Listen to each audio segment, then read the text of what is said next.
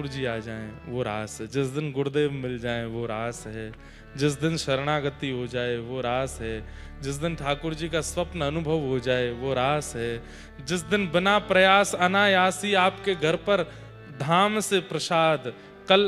कल हमको जब यहाँ पीछे खेल कर रहे थे तो जब ठाकुर जी का स्वरूप बना रहे थे तो श्रीनाथ जी की बड़ी याद आ रही थी, नाथ द्वार की, क्योंकि नाथ द्वारा की पद्धति है, वहां पे ठाकुर जी के पीछे खेल बनाया जाता है, उससे ठाकुर जी बड़े राजी होते हैं। तो कल जब खेल कर रहे थे तो श्रीनाथ जी की बहुत याद आ रही थी और मन में हो रहा था कि एक बार की होली तो नाथ द्वार में भी करनी है, पर हम घोषणा कर चुके हैं कि अगली होली पे तो हम 84 कोस यात्रा करेंगे और 84 कोस यात्रा रहेगी। पूज्य गुरुदेव भगवान से भी प्रार्थना करेंगे। हमारा मन तो ऐसा है, क्योंकि पैदल यात्रा करेंगे तो कम से कम 25-30 दिन तो लगेंगे, 25 दिन तो मिनिमम है लगेंगे। तो हमारा ऐसा मन है कि पूज्य गुरुदेव भगवान का रात्रि काल में वहां पर उद्धव गोपी संवाद पर प्रवचन हुआ करे। जितने दिन अब हमको भी समय लेना पड़ेगा, जहां पे भी आपकी कथा होगी 7 दिन हम उसमें से ले लेंगे और केवल उद्धव गोपी संवाद। श्री उद्धव जी महाराज जब वृंदावन आते हैं तो रात्रि का समय होगा, थोड़ी थोड़ी ठंड होगी, कंबलों में बैठेंगे सबरे, बिल्कुल शांति प्रसाद पाकर के वन व्रज के वनों में, और वहां बैठ कर के कृष्ण विरह में 2 अश्रु बहाया करेंगे। जब श्री उद्धव जी महाराज को गोपियां भाव बताएंगी और कथा कीर्तन पिताजी गाया करेंगे कथा, और फिर उस कथा के अनुकूल जो पद होगा मीराबाई का, कृष्णदास, सूरदास आदि का, वो हम गा दिया करेंगे साथ में। तो ऐसे एक मिलित कथा जैसी हो और दोनों पिता पुत्र एक ही व्यास मंच पे बैठ करके, व्यास मंच तो नहीं होगा, ऐसी सामान्य मतलब बहुत अकिंचन यात्रा करनी है हमको, और वो हो कितना आनंद आवे, सुख मिलेगा।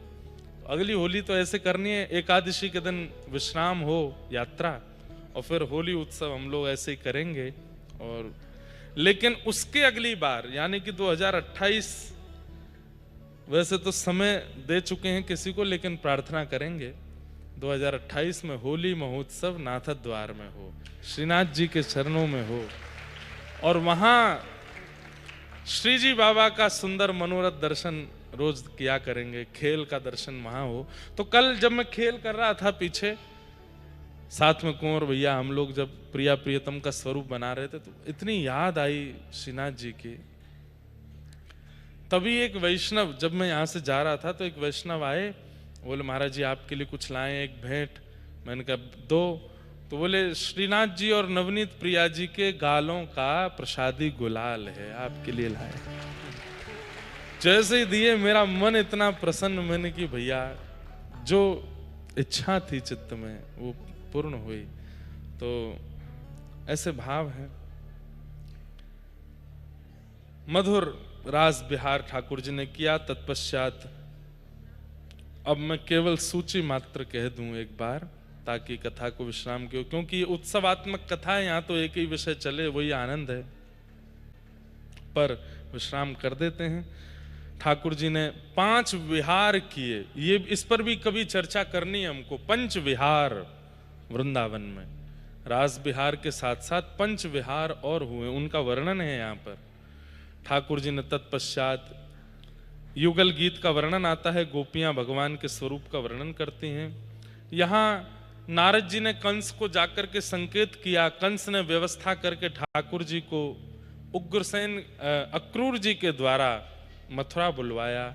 भगवान ने मल्लों से युद्ध करके कुबल्यापीड़ हाथी का उद्धार करके धनुष भंजन करके कुब्जा पर कृपा करके रंगभूमि में प्रवेश किया।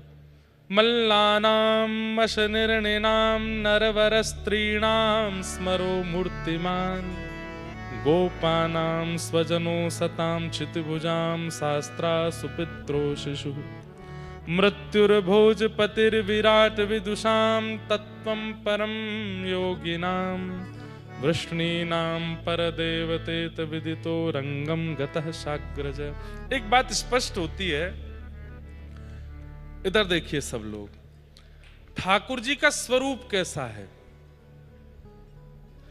तो इस श्लोक से एक बात स्पष्ट होती है कि जैसा आपका मन है वैसे आपको ठाकुर जी दिखने लगेंगे। अभी थोड़ी देर पहले मैं कह रहा था कि रावण इतना क्रूर कैसे हो सकता है राम जी के लिए, क्योंकि वो क्रूर है, क्योंकि उसका चित्त क्रूर है, उसकी बुद्धि क्रूर है, इसलिए उसको राघव जी की कोमलता का दर्शन नहीं हो रहा है, कोमलता छुप रही है।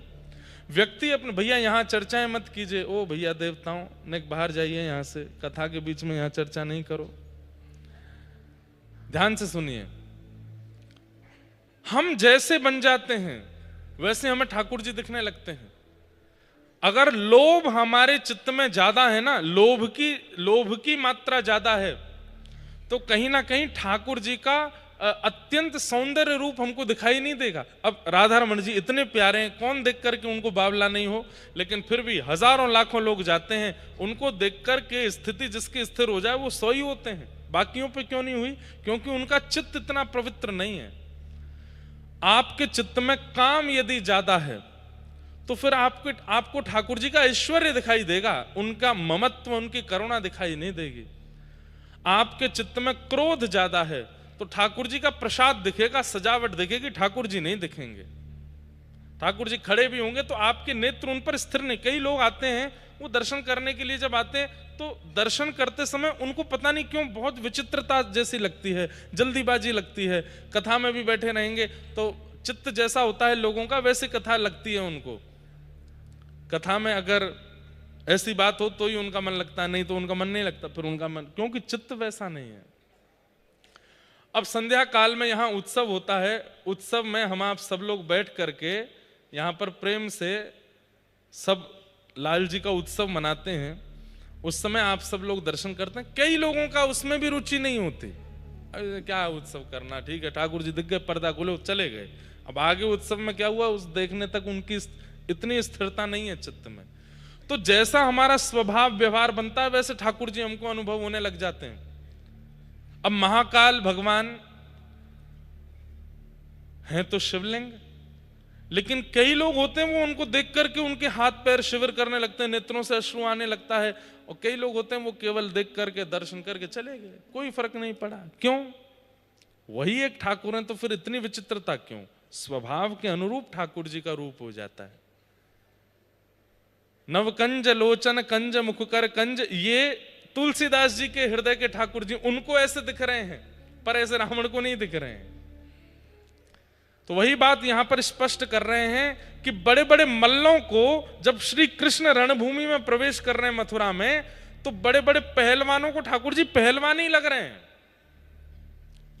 उनको लग रहा है कि रोज पहलवानी करने वाला कोई बालक हमारे सामने आ रहा है। लेकिन वात्सल्य भाव चित्त में रखने वाले बड़े बुजुर्गों को ठाकुर जी अपने नाती सनाती के रूप में दिख रहे हैं। छोटे छोटे भावना जैसी प्रभु मूरत देखी तिन तैसी, जैसी आपकी भावना है, जैसे आप हो वैसे ठाकुर जी आपको दिखने लगेंगे। जगन्नाथ चकानैन नीला। अब मुझसे कोई बोला आपने ठाकुर जी के नेत्र चक्का बना दिए, मैंने कि भैया देखो इसके रचना तो हमारे गोवत्स राधा कृष्ण जी महाराज उन्होंने लिखा है, लेकिन मेरे मन में भाव आता है चकानैन नहीं है तो क्या है? जो उनके नेत्रों को देख ले उसके संसार रूपी विषाद के लिए ठाकुर जी के नेत्र ही चक्र यानी चका यानी कि रथ बन जाते हैं। और जो उनके नेत्रों में गाड़ के देखता है उसको ठाकुर जी अपने नेत्र रूपी रथ में बैठा करके संसार रूपी सागर से पार कर देते हैं, इसलिए चकानयन है।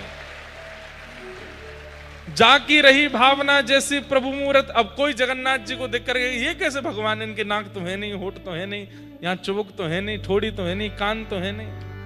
अरे कितने सुंदर ठाकुर जी हैं, कोई देखो तो सही।